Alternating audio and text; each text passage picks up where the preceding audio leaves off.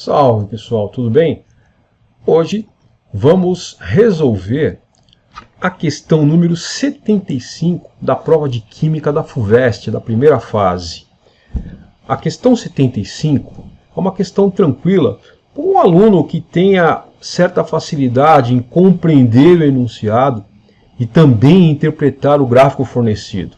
Ela pode ser resolvida, inclusive, por eliminação das alternativas, através da análise direta das mesmas. Ela pode ser resolvida rapidamente.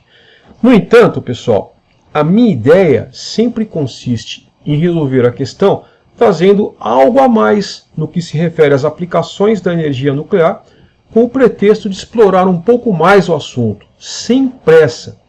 Esse é o foco e o objetivo desse canal.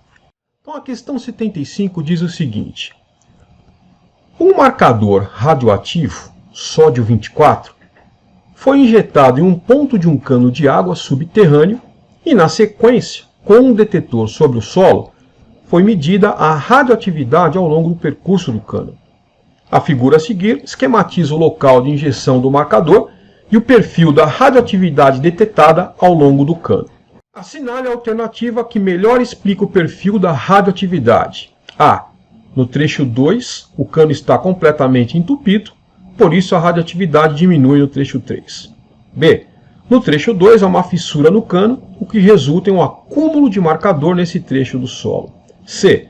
O marcador radioativo flui no sentido contrário ao fluxo da água, acumulando-se no meio do cano. D.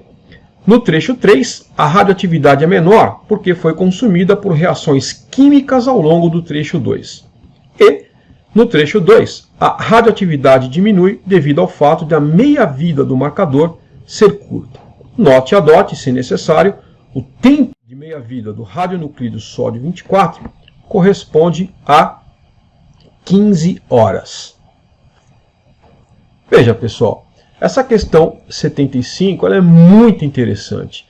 Ela apresenta a aplicação da radiação ionizante, a aplicação de uma técnica nuclear envolvendo a utilização de um traçador, de um marcador radioativo no estudo de fenômenos ambientais. É a energia nuclear sendo aplicada ao meio ambiente. Por exemplo, nas áreas de monitoração, avaliação, controle e recuperação ambiental. Mesmo em quantidades muito pequenas, os radionuclídeos são nuclídeos radioativos, né?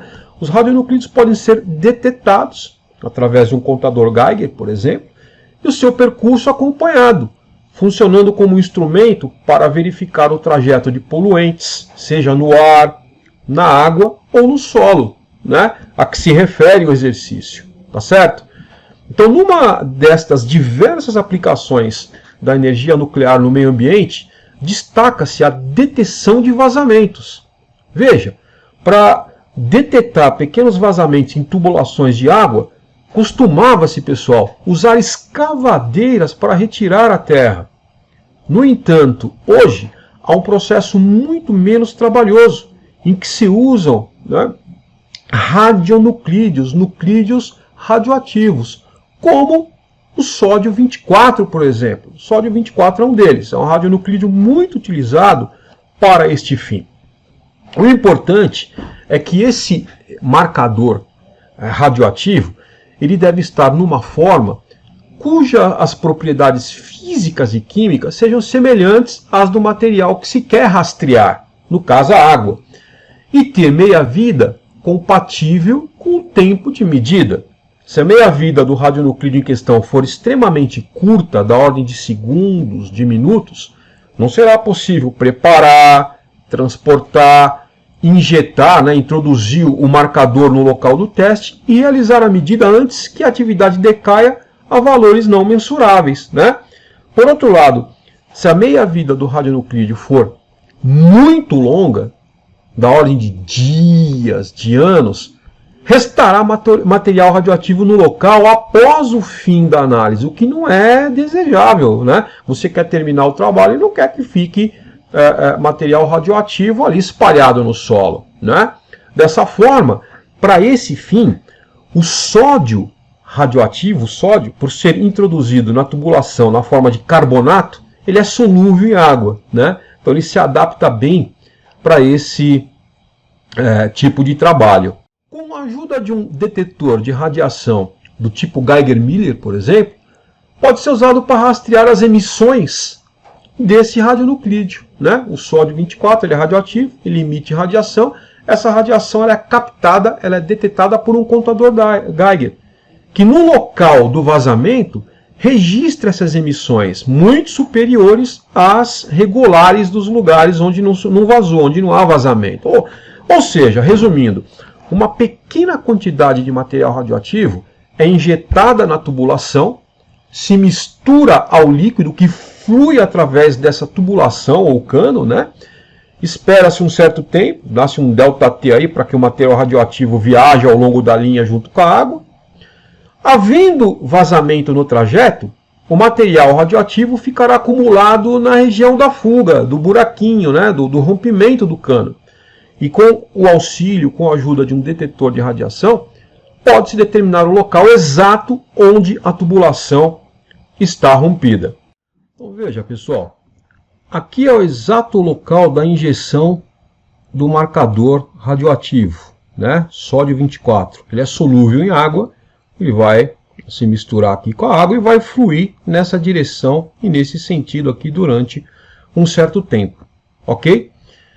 Então, em princípio, se não houver nenhum vazamento nesta região, a taxa de contagem monitorada pelo detetor é aproximadamente constante, né? Considerando aqui a homogeneidade na espessura do solo, né?